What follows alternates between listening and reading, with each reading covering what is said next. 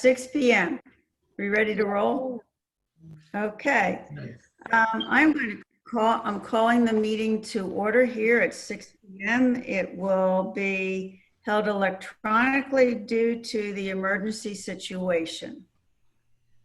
And so as members come forward, if they could announce themselves, since when we're like this, we don't have a little tag on us for people to see who we are.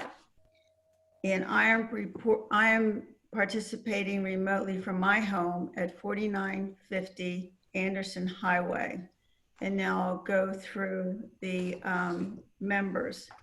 Vicki, starting with you. District 1, Vicki Hurt. I'm participating remotely from my home at 482 Bellbridge Circle. Okay. District 2? Yeah. You want me to go or what? Yes. Are we going in order? We'll make it I'm Amy Kingery, District 2. I'm participating from my home, 1430 Dorset Road. Okay, District 3. I'm Bobby Halls, representing District 3, remotely from my home at 1770 Old Powhatan Estates. Okay, District 4.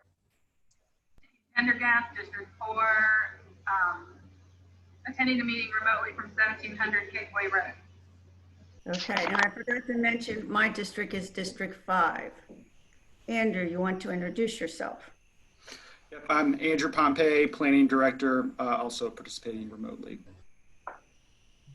Kelly? Hi, I'm Kelly Kemp. I'm the Assistant County Attorney, also participating remotely. Okay, thank you all for joining. All right, let's, are there members of the public in the audience so we can go through the instructions? There are 6 members of the public that have joined us so far. Okay, members of the public will be able to share comments during the general public comment period during each public hearing. Each opportunity for public comment will be announced. If you are participating via Zoom on your computer, if you would be so kind as to press the raise your hand function that you'll see at the bottom of your page. And if you are dialing in, please press *9 on the phone. Once you raise your hand, you will be acknowledged and called upon to speak. Please remember that comments are limited to 3 minutes. All right. So as we go down the agenda, Bobby, would you please lead us in an invocation? Okay. Heavenly Father, we ask for your guidance and direction in our collective efforts to be good stewards of the public trust, make fair and wise decisions, and to keep Powhatan a wonderful place to live and work. We ask this in your name. Amen. Amen. Amen. All right, we have a couple administrative items. Do we have a request, Andrew, to propose action or amend the agenda? Staff does not have any agenda amendments. Okay. Then let's go to approval of the minutes. Are there any requested changes to the approval of the minutes that were distributed from May 5th, 2020? And if not, I would like to have a motion to approve and a second. Motion to approve. Go ahead, Okay. Amy. I I second. motion to approve the minutes from last time. I'll second that. All There we right. go. Okay. And I think we're supposed to do this individually. So I'm starting with, we'll go backwards this time. Barbara Brown, District 5, and I vote to approve the minutes. Jane? 4, aye. Okay. 3? District 3, vote aye.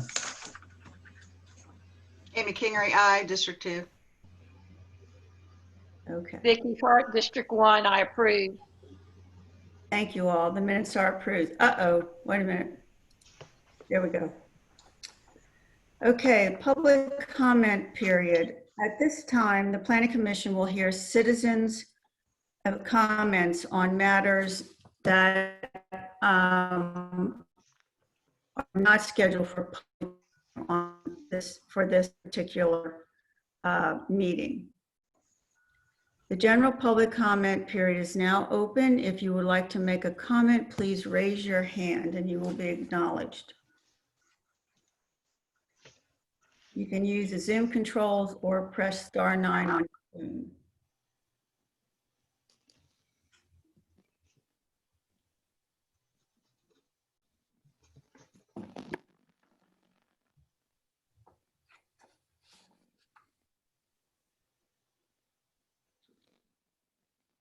So far, we have 8 members of the public that have joined us. A few have joined us by phone, and a couple have joined us via the Zoom app. Hey, Andrew, your voice. Sorry.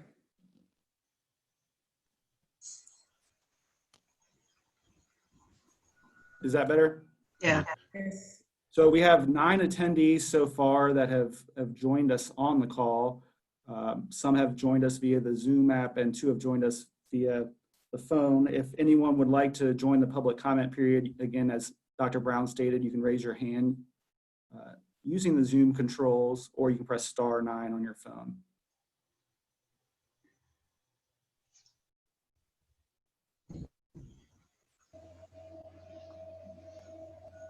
No one has raised, oh, we have one caller that has raised their hand. Okay. Hi. Can everybody hear me? Yes. Okay. Hi. My name is Andy or Andrew Littauer. I think Andrew Pompey will recognize the name as a result of some emails we had back and forth. Very briefly, is it appropriate to make any comment on the item I saw regarding the plan to put a Wawa in Winterfield Place Phase 2? That's already been approved, but go ahead. Okay, no thanks. I live on the very western edge of the Brookstone subdivision, which of course is just east of Winterfield Place Phase 1. And I understood from seeing the minutes that there is an intention to put a Wawa on the northeast corner of the new parcel for Winterfield Place Phase 2.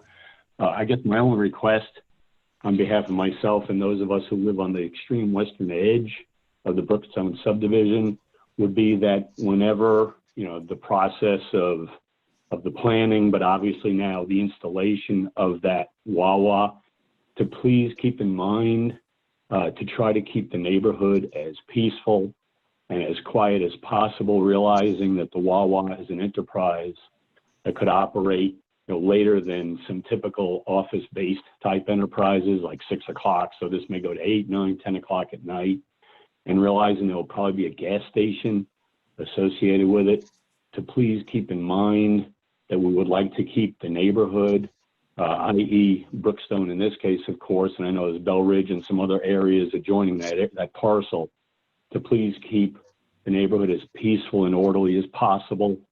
That's all I really had to say, but I would really appreciate that consideration as things do continue to develop. Thank you. Thank you.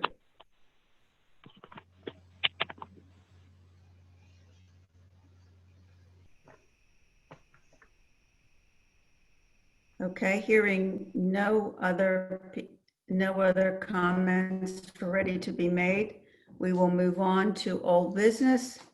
This is a short one because there's no old business for us to address. So then let's go to the first public hearing. It's case number 20-02, and this is for a conditional use permit. Andrew, you want to describe what this is about? Yes, ma'am. Case number 20-02-CUP is a request by Cellco Partnership doing business as Verizon Wireless. That applicant is requesting a conditional use permit, or CUP, to permit a telecommunications tower less than 200 feet in height within the agricultural 10 A10 zoning district per section 83-162 of the zoning ordinance. The proposed use will be located in the southeastern part of the county within District 2 on tax map parcel number 52-16 that is addressed as 3043 Moyer Road. The parcel itself consists of 148 acres of land located on the south side of State Route 602 Moyer Road between State Route 1030, which is Timber Trace Road, and State Route 619, which is Pine View Drive. While the parcel itself is 148 acres in area, the proposed telecommunications tower will be located within a fenced-in compound, which itself is located within a 10,000 square foot lease area on the property. The 2019 Long-Range Comprehensive Plan designates the subject property as rural preservation and natural conservation on the countywide future land use map. Staff has recommended approval of this request subject to 10 conditions that are listed in the staff report. Those conditions that are proposed or recommended by staff are on page 15 of the agenda packet. Those recommended conditions address a variety of different issues, including site design, tree preservation, bonding for future removal, and other issues. Again, staff recommends approval of this request. The applicant's representative is here tonight and I believe has a presentation or some comments for the Planning Commission. All right, the public hearing is now open. So if the staff individual would like to make a presentation, first Andrew's going to let us know how many people want to make a comment. So first off, we do have the applicant's representative, Mark Kronenthal, that's here to give a brief overview of the request. Okay, Mr. Oberthal, will you begin? Yes, Madam Chair. Thank you so much for your time this afternoon. We want to honor your time, and what I'm going to briefly do is just describe some items with respect to the CUP, and then discuss one of the conditions that we'd like to explore further with the Planning Commission. Thank you, Mr. Pompey, for a very thorough presentation. If you have any questions, I will be able to refer to the staff report that you have. So again, this is a cell tower. It is 199 feet. So it's under the 200-foot height that would require it to be lighted. So it is not a lighted tower. It is in a monopole format. This area is zoned agricultural, which often has the lattice format tower, and I believe that the lattice tower is also what the county itself uses. This is an enhancement from that with the monopole. It is less obtrusive and will be in galvanized steel so as not to reflect light. This area is, if you're not familiar with it, I expect that you are. It's about a mile north of Genito on Moyer Road near the intersection of Timber Trace Road. You have in your staff report that we were only able to discover 2 places where it would be visible based on our balloon test. What Verizon does is flies a balloon that would be the height of the tower, takes photographs from all of the apparent areas around from the public right of way. We don't go on to anybody's private property. You'll see that and then based on where the balloon appears in the photograph, a simulation is generated that shows what the tower would look like. We only have 2 that show in your documents, and those are on page 47 and 54 of your staff report for today. I would want to note CUPs in general, they refer to the county's comprehensive plan. This is supportive of your plan in 3 major ways. This is a rural preservation area in the comprehensive plan, and that proposes farms, agribusiness, equestrian business, tourism, and residential. Cell service is critical for each one of those land uses and economic development with respect to those proposed land uses. Second, The comprehensive plan calls for the county to fill holes or to look for places where holes need to be filled in cell service. This new tower is 2 miles from the nearest tower. And as you may know, in times of both heavy capacity and heavy usage and difficult weather conditions, a tower only has a 1 mile radius in those conditions. So this is an important location. And finally, most important, for emergency. I think the last couple of weeks and months have really shown how important it is for folks whenever they're not in their home, or if they're in their workplace, or they're somewhere where there isn't a landline, to be able to have cell service if there's a health, life, and safety issue that they need to report immediately. We do want to raise condition 9 in the county's proposed condition. We've been talking a little bit with the folks at the county about this one, and we wanted to raise this to you. We would propose an alternative condition to the condition 9 that's proposed in your documents. We would propose a 20-foot wide natural buffer that would exist within the leased area itself. If you go, I believe, Andrew, page 38 of your page 38, 40. Oh yeah, I see. Excuse me. Yes, I see. You've pointed out the condition. But if you'd like to see the area we're talking about, that would be on page 40 of your agenda. That would show the compound within the lease area. Condition 9 would be outside the lease area. And so that's I'm available for questions. And if there's any opposition from the community, I would ask to reserve 2 minutes for rebuttal. We can do that. I have a question for you. We have asked for a tree protection easement. And why would you like to see that changed? It's outside the boundaries of the lease area, the proposed tree preservation. We'd be happy to preserve the trees that are within the lease area. The lease area is a commercially ordinary industry standard area. And we're absolutely glad to do that preservation within that area. So if I understand this as a simple person, you have been asked to maintain trees that are not on the property that you are leasing. Correct. Yes, ma'am. Okay. Andrew, for my edification, is this a common requirement? This is something that Powhatan County has required as part of previous conditional use permit requests for towers. For example, there was a tower approved in 2018 with a similar condition. This condition is based on some use standards or related to some use standards in zoning ordinance for towers. So that is where this particular condition has come from, at least here in Powhatan County. All right. Does anyone else have any questions? Go ahead, Jane. So does that mean that they would also not disturb anything outside of that boundary?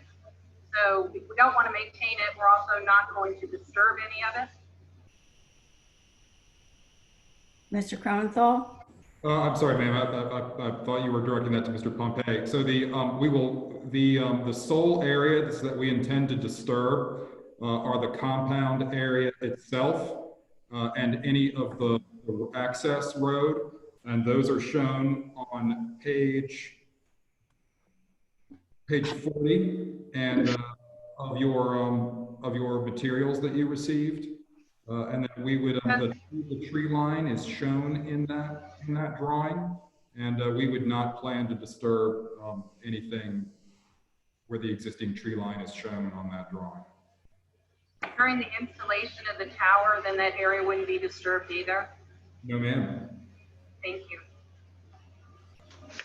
I also do have another question unrelated to this one, but if anybody else wants to go with this question. You mentioned a natural barrier. What does that exactly entail? So we would keep all of the existing vegetation there. And we would also agree, if it was the county's pleasure, if there were appropriate, vegetation standards that applied, if the county required any infill because of natural death or accidental death of any of the trees or shrubs. So on the screen, page 40 of the agenda packet, what he's referring to is, you can see in the center of the site plan is where the tower compound itself is. That dotted square on the outside is the lease area. So I think, Mr. Kronenthal, what you're referring to is there is 25 feet between the edge of the lease area and the tower compound, which would not be disturbed other than the roadway on the one side. That's correct, right? Correct. And the sort of scalloped that line that you see represents the tree line, the proposed tree line. But we would absolutely, within 25 feet, we would absolutely preserve those natural, whatever is existing.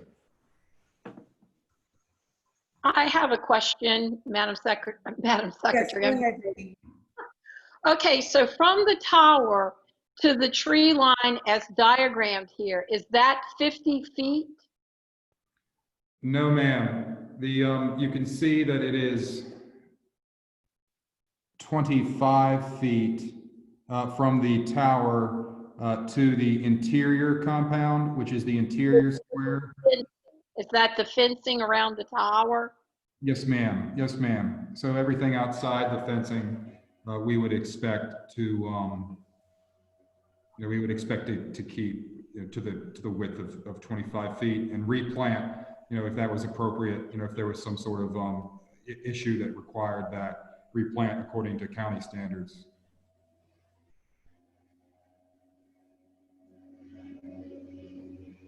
So how much land disturbance in putting up a tower are we looking at? Because, I mean, I'm not an expert on vegetation by any means, but just what are we looking at as far as obviously any type of soil disturbance and getting the road into it and so forth?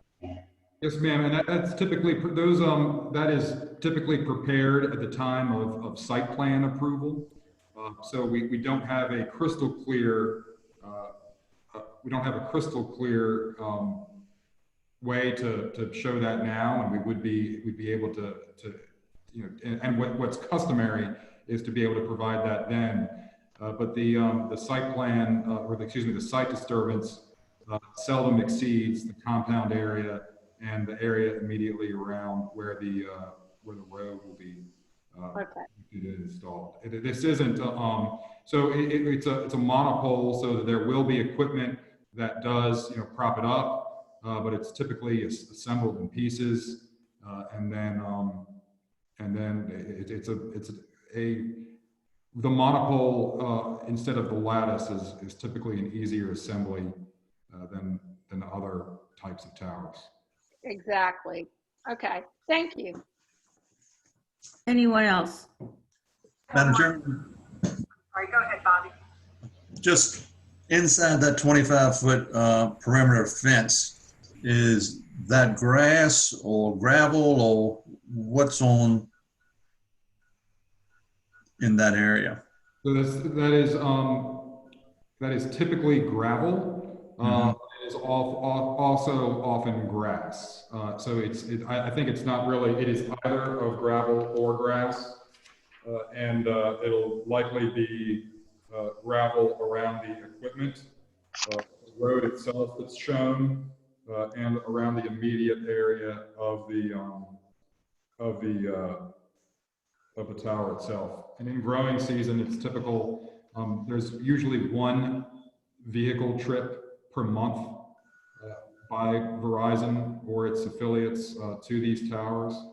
And that's for the maintenance, and if there's any sort of property maintenance that has to be done. Okay. Anyone else have a comment? Jane? Yeah, I have one more. So I noticed that you noted that the owner of the tower shall provide the county with the right of first refusal to any available co-location space at no cost to the county. And I just wondered if the applicant would be willing to make that a condition. That condition, ma'am, I'm sorry to report, is contrary to state law. That condition became in 2018. That condition became unlawful, and while there are five different array locations on this tower, that is shown, I believe, on page 39, I believe, and the either 37 or 39 will show you that you have five co-location opportunities. And we have provided the county, and there are direct conversations going on between Verizon and the county with respect to potential co-location. Where the condition is unlawful, but that doesn't mean that we're not talking and that the county can't use one of the five array locations that are shown. Okay. Any other comments, questions? I have to go back to number 9. If I understood what you said, Andrew, you're asking the corporation to have a tree protection easement on land they don't own or lease, correct? That is correct. They would have to gain control of that land if that condition were approved. Andrew, may I ask you a question? Is there a reason we would want this 100-foot radius around the tower base? We've used that as part of previous requests to help, screen the tower and ensure that the area retains its vegetation should the landowner choose to do something with their land or whatever. Yeah. What is staff's recommendation on this? Going from 100 to like 25 feet or whatever it is. That's actually something we were hoping to get feedback from the Planning Commission on. In the staff report, we did recommend 100 feet. The applicant is stating that there would be some existing trees, roughly 20, 25 feet wide between the fence and the lease area that could be retained in the event the landowner does choose to log the property. So, we welcome any feedback you all may have on that. But, in the staff report, we did recommend that 100 feet. Okay, Andrew, so you just mentioned logging. So if they log this property and we don't ask for this 100-foot barrier, then you're going to see a cell tower sitting in the middle of a field with no trees around it, where it was clear cut, I guess, right? Well, there would be a few trees around the compound, whatever trees, are within that 25 feet between the edge of the area. Make it way more shielded. Mm-hmm. So there would be some trees, but of course less than there are right now. So do we have to lease them a bigger piece of property? It would be up to the applicant to work with the landowner to control more land if that's what the condition is approved. How does that work? I don't know, Mark, if you can answer that question. That's I mean that would be a business intervention by the locality, and we would have to, there's no way to predict how the landowner, we would have to come to terms with the landowner with respect to the price, and even we'd have to determine whether Verizon even would agree to it, and whether Verizon would go forward with this tower or others. Okay, that clears it up. I guess, Madam Chair, for me, I feel like we're kind of up against the wall because I know the cell service is desperately needed in that area. So I don't want to deprive anyone for safety for cell service, but yet I don't want to desecrate the land. I want to protect the beauty of the land. Have we heard, Andrew, other than the one comment we had from the public, have we heard anything else from any of the surrounding property owners regarding this project? I have not received any other comments, and I do need to read that written comment during the public hearing if that's if now is the appropriate time, Dr. Brown, if you're Go ready for ahead that. and read it.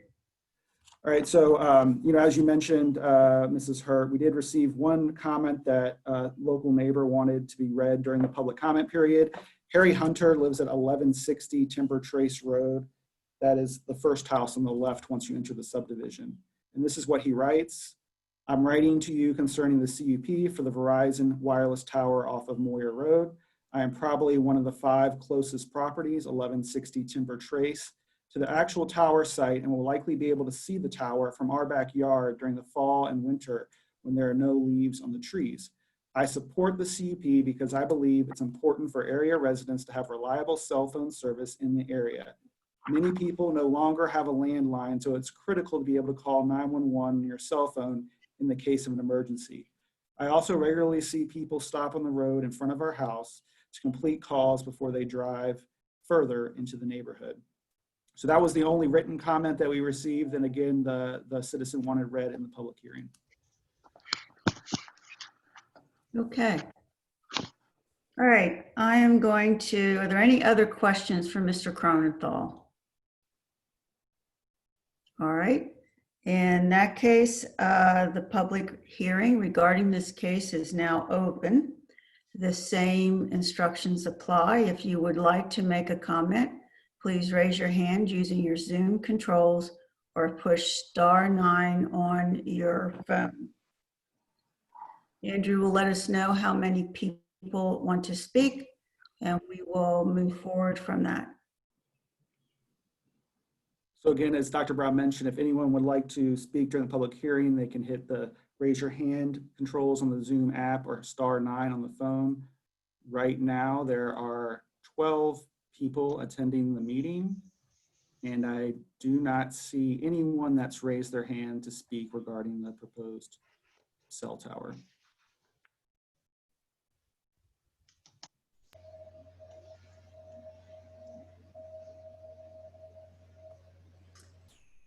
Okay. I think we'll move to a vote. Amy, would you like to do the proposed vote? Yeah, I make a motion to pass it with the 20-foot buffer the way they've requested it, or way we requested it, so those, at least those trees will maintain there, and that we go ahead and let this thing happen. Okay. Bobby? May I ask one quick question? Oh, was Sure. that I'm sorry, was that a motion or was that? Oh, I'm sorry, it was, but go ahead. Just so staff is clear, did you want that wording on number 9 to remain the same? Or are you proposing changing it to the 25-foot? I'm proposing changing it to the 25-foot buffer. Okay.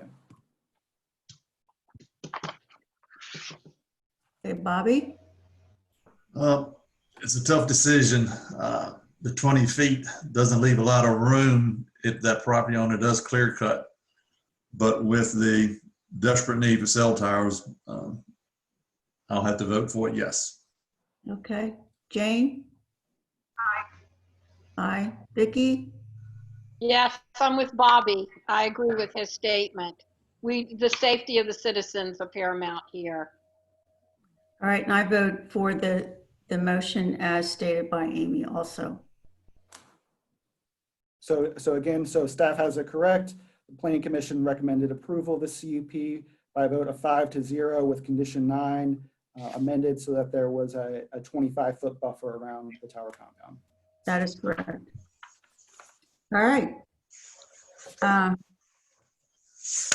Move on next to case number 2002, the rezoning request regarding the Smiths Crossroad, Pineville, and Tobacco area. And it is asking that the commercial designation be changed to Crossroads. And if you'd like to explain this case, please. Yeah, I'll give a quick introduction on this case. Again, this is the second public hearing, case number 20-02-REZC. This is a request by Marshall and Laura Martin to rezone tax map parcel number 4-62C from general commercial C to crossroads CR with proffered conditions. The property is just under 3 acres. It's located on the north side of State Route 684, Cartersville Road, about 1/3 of a mile east of its intersection of State Route 629, Trentham Road. The address is 5750 Cartersville Road, and it's located in District 5 in the northwestern corner of the county. Proffered conditions restrict permitted uses and site access. The 2019 Long Range Comprehensive Plan designates the subject property as rural preservation, and it's about 1/3 of a mile from the center of the crossroads at Pine Tree. What is happening on this particular property is there is an existing building on the property that was formerly used for commercial purposes. The property was rezoned to general commercial in the 1970s. The applicant has purchased the property and is interested in converting that existing structure, rehabilitating it for single-family residential use. The applicant's representative is here tonight and can answer any questions that you all have. When we get to the public hearing portion of the project, we did receive one comment from a neighbor. Okay. And who will be presenting for the applicant? We have Joey Paquette on the phone, and I'll bring him forward. So Joey, you are now available to talk if you have any Hello, comments. everyone. I've got Mr. Martin here next to me as well. We hope that you look favorably upon this request. We feel that it's consistent with the comprehensive plan and the surrounding areas. Let me know if you have any questions. Thank you. I do have a question. This, the first time I saw this property, there was a gas pump to the right of it. The gas pump's been removed. I'd like to know what the process is for dealing with the gas tank that's underneath the ground. And Andrew, do you? Yeah, I can share that. I spoke with a representative from the Department of Environmental Quality, which is DEQ. They have a division that deals with underground storage tanks. And the manager of that particular program told me some few things about that. You know, throughout Virginia, there are older buildings such as former country stores that ceased operations years ago, but they still have those underground storage tanks in place. Prior to 1984, there were a few regulations regarding abandoned underground storage tanks and their removal. DEQ itself will only get involved in the removal mitigation of those underground storage tanks if there is a report of contamination, such as on-site soil testing shows that there's contaminated soil, property owner reports unusual taste in well water, etc. For older underground storage tanks, DEQ has limited authority to require their removal, again, unless there's some evidence of contamination on the property or surrounding properties.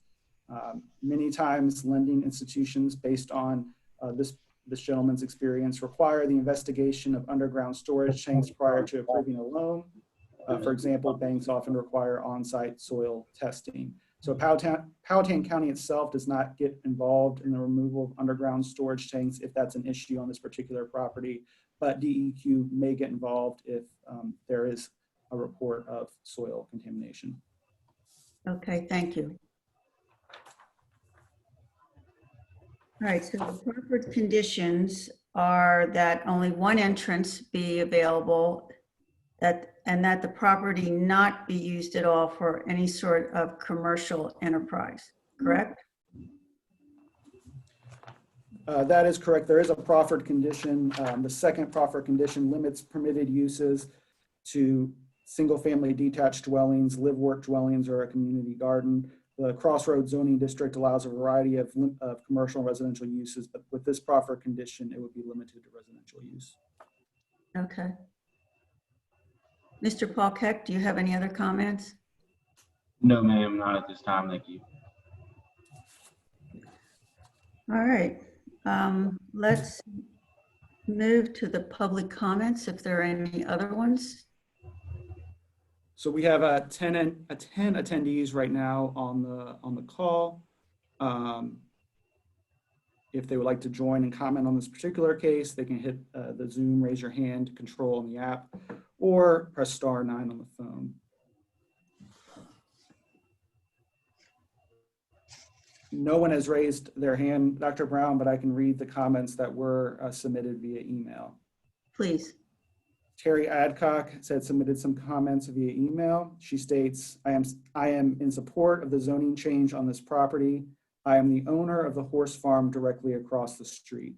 Commercial here is a definite spot zoning situation. Since this is the only commercial property in the area, I believe a better change would be for the zoning to become agricultural.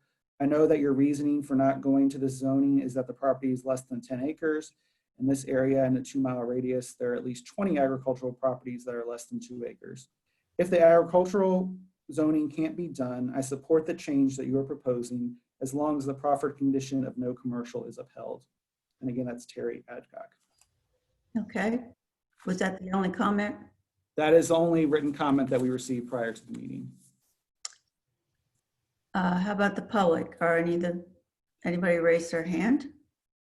No one has raised their hand. All right. Then it's time to vote. I will close the public session. And I don't think I need a second for that, do I?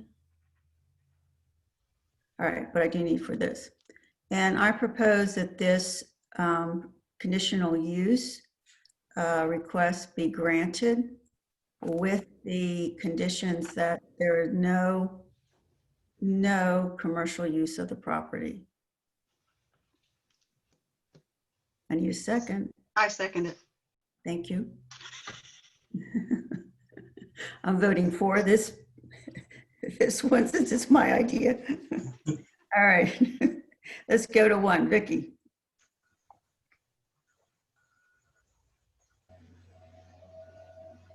Vicky, you're muted. There we go. Yes, I approve it. All right, Amy. Aye. Bobby. Aye. Jane. All right. Motion passes 5-0. Thank you very much. You're welcome. All right. Let's see. Our new business is a review of the elevations for the gas station at Winterfield Place Phase 3. This is not approval of the gas station. This is the elevations, and there has been further previous approvals of the project. Andrew, would you provide an overview, please? Yes, I can provide an overview of this particular request. So Winterfield Place Phase 2 is a mixed-use development that's currently under construction at the intersection of State Route 711, which is Huguenot Trail, and State Route 714, which is Winterfield Road. The project is zoned Village Center Plan Development, VCPD, with proffered conditions. The particular property was originally rezoned to VCPD as part of case number 15-03 REZC, which was approved in January 25th, 2016. There was a subsequent proffer amendment in 2019, which was approved January 28th, 2019 as part of case number 18-08 REZC. So again, that property was rezoned in the past. In April of 2019, the Planning Commission reviewed a development design pattern book, which establishes an overall architectural theme and some guidance for the development as a whole. The Planning Commission approved the development design pattern book, which is a new process that began in 2018. However, they requested that for this particular component of the project, the gas station located at that corner, that the Planning Commission take a closer look at the actual building elevations once they have been prepared by the applicant. So again, a gas station is proposed for that site. No site plan has been submitted, but the applicant would like to move forward with architectural elevations and having those reviewed by the Planning Commission. There's no public hearing associated with this particular case, but there needs to be action by the Planning Commission. And I can share the screen so that those elevations are shared. They are also on page 83 of the agenda packet. So let me share those.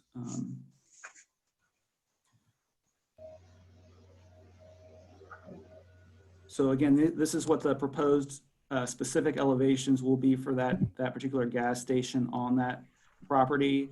The next page, this is the building itself. And then the next page of the agenda packet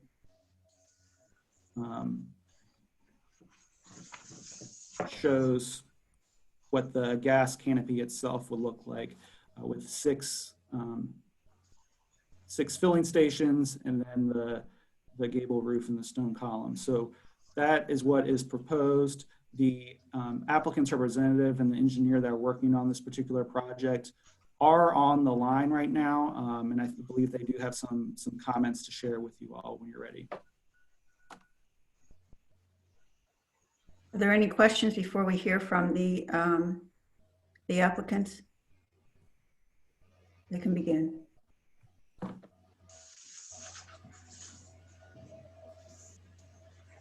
Allison, can you do me a favor and let Ryan Perkins join the meeting?